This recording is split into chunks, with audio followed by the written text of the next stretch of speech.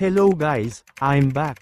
For today's video, i-share ko kung paano magbayad ng Dito Home Wi-Fi 5G postpaid gamit ang GCash.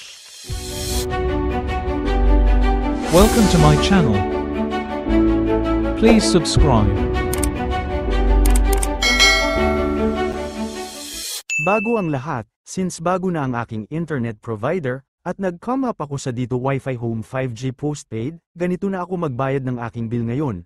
Mas convenient na, less hassle pa, at least hindi ko na kailangan pumila sa mga payment center. Kaya naman, ituturo ko na sa inyo, sundan nyo lang ako, let's do this. Una, i-open mo ang iyong Dito app. Kung wala ka pang Dito Home Wi-Fi, mag-apply ka lang sa mga legit agents nila o kaya sa page mismo ng Dito. Dahil ang Dito ay may sariling app, dapat ang inyong Dito Home Wi-Fi 5G postpaid SIM ay nakasync din sa app. And then, lalabas ang homepage menu ng Dito app, dyan mo makikita yung details ng iyong Dito Home Wi-Fi. Sa part ng aking binilugan, makikita mo rin ang date kung kailan ka dapat magbayad ng internet. In my case, ang due date ko ay sa January 25, 2025, at ito ay dapat bayaran ng 3 days ahead bago mag-due, kaya binayaran ko na ng advance. Ang tanong, paano nga babayaran ng mabilis ang Dito Home Wi-Fi gamit ang GCash? Sa bandang kanan makikita mo ang amount ng aking babayaran na ang halaga ay 745 pesos. At sa tabi niya ay may pay button. E-click mo lang yun. And then, dediretso ka na dun sa mode of payment na gagamitin mo.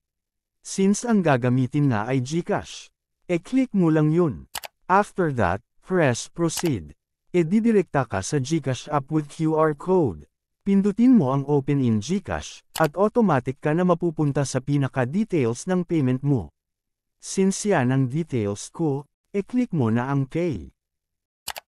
Tapos ay tap the Proceed button, at magno-notify na ang GCash na payment success.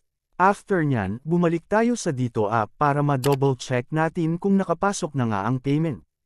At makikita natin na wala na yung amount na 745. Kaya naman, nakabayad na ako. Mabilis lang diba? That's all for now. Sana ay may na-share ako. Salamat. Please subscribe for more.